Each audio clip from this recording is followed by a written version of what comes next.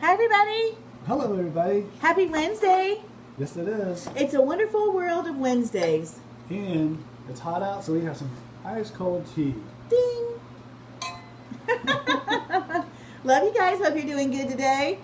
We didn't do a study earlier today, so we just kind of, you never know when we're going to do one.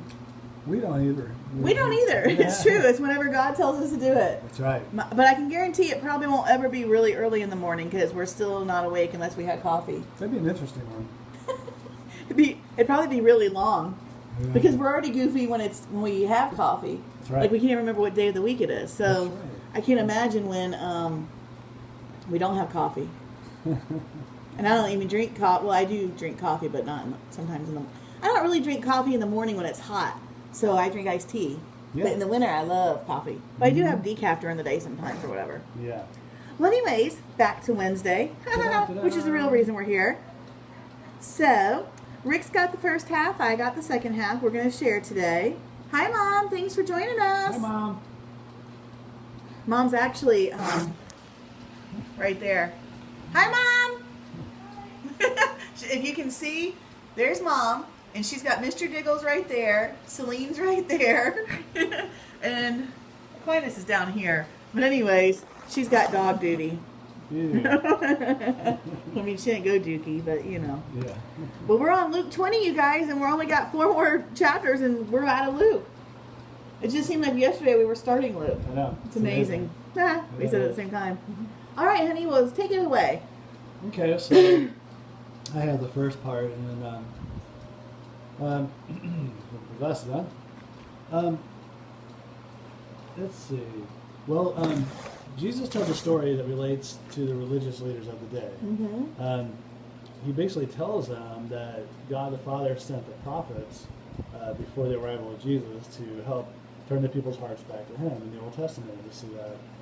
And the religious people basically threw all of them out. Mm. I mean, they were always trying to kill the prophet. And They knew better. and then finally, the Father sent His Son, and they're going to kill Him.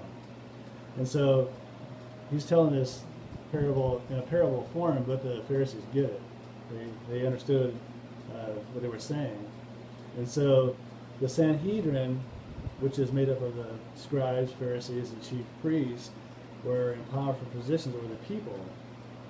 And their positions were being threatened by the teachings of Jesus.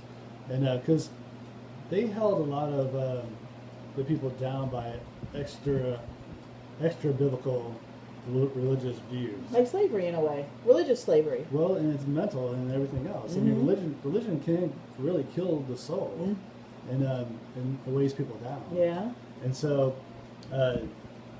so Jesus, is teaching the way the Father does love the people and about Himself. And so now they want to oust Him, but they couldn't do it themselves for fear of the people, because a lot of people believe. I mean, they couldn't deny it because Jesus really didn't do anything bad. I mean, the whole time He's healing people and loving people and taking care of them. And It's true. He's more harsh on the religious leaders than He's hard on anybody else because, they're being rotten. So, oops, lost it. So, but anyway, Jesus tells a parable to them about, they try to trick Him with scribes and chief priests. They always do that. They do, and they couldn't do it themselves. So what they tried to do was they wanted to bring it to the government. I think I lost that on my note. Let me see here. So since they feared the people, they wanted to try another way to bring the state into the situation, so they could keep their hands clean. Yeah. So they tried to trick Him, and they said, who do we pay taxes to? Are we supposed to pay taxes to Caesar or not? And Jesus said, give me a coin. And He looked at it and He said, whose inscription's on here? And He said, Caesar's. And He goes, okay, well, you pay to Caesar what is Caesar's, and you pay to God what is God's. Well, so that didn't work, but you can see the desperation in the Jewish leaders to bring such a measure that they want to bring Jesus before the court rather than themselves anymore. And which was Pilate. Remember that. Yep. And Pontius. Pontius Pilate, yes. I thought it was his real first name. I think he's somewhere down the line. I think he's a title. One of those type of things. So, anyway, I guess the bottom line of it all is that, you know, religion in the heart can, when it can become that power source too, for the wrong reasons. And here they are for powerful, for money, for everything else, and they want the attention. Mm-hmm. So it's better to have that relationship with God and not to have that other thing. That's true. You probably hear our dinner bell. I think your belly went off. Well, I'll do mine real quick too. That's great. Thank you, honey. I found it interesting in the second half too, because the Sadducees are trying to trick Jesus still. And they ask him about the woman, and we've heard this story before too, but the woman whose husband dies and she becomes a widow. So then like the brother marries her because, you know, they're supposed to. And then he dies and another brother marries him and so on. And Jesus answered so strongly and correctly that even one of the Pharisees had to actually, he was a scribe, had to comment that Jesus spoke well. Huh? And so they're trying to trick him, and all they do is look like fools. And I personally like Jesus' answer here, because he's got and tell me if I'm wrong in any of my talkings, but he basically is saying that when we're in heaven, we belong even more to God and love God all the time even more. Like that's what we're made. He made us, and that's what we were made to do, was to love and worship Him. So when we're in heaven, it doesn't matter who's who or who's married to who or who's what, because we're only going to be focused on God, basically. Mm-hmm. Like we'll still be married, but it won't matter, because up there all we're doing is being angels worshiping God. Yeah. So it's kind of cool and pretty, actually. It's very nice.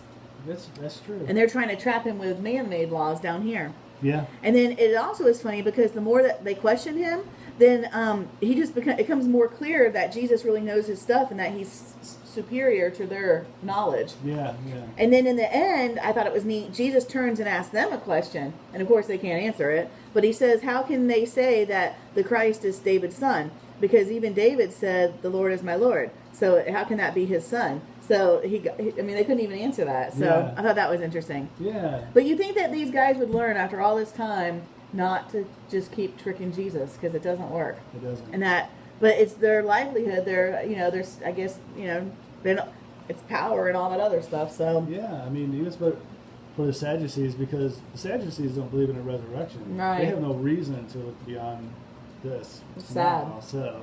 Oh, sad. Sad, you see. Sad, you see. It is sad. Yeah, yeah, but just. Yeah. Yeah. All right, guys. Well, go eat your dinner. Yep. We love you. Hope you have a great night, and we'll see you tomorrow for Thursday. Better believe it. Love you. Love you. Bye. Bye.